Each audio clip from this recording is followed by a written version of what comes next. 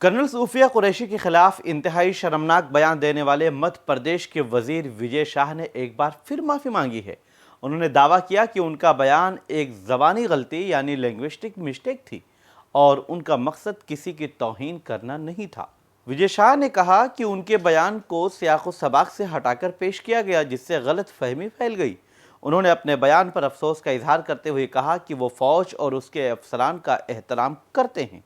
आपको बता दें कि विजय शाह ने एक पब्लिक मीटिंग में कर्नल सूफिया कुरैशी के खिलाफ तबसरा किया था और वो अवाम से लेकर अदालत तक ने उसे गैर मुनासिब और तौहीन आमेज समझा। उनके रिमार्क्स पर सोशल मीडिया और सियासी पार्टियों के लीडरान में काफ़ी बहस भी हुई और उनकी माफ़ी का मुतालबा किया गया। यहाँ तक कि उनके इस्तीफ़े की भी बात आने लगी, लेकिन उन्होंने इस्तीफ़ा नहीं दिया। मध्य प्रदेश हाई कोर्ट ने FIR दर्ज करने का हुक्म दिया तो सुप्रीम कोर्ट ने SIT की तश्कील कर दी।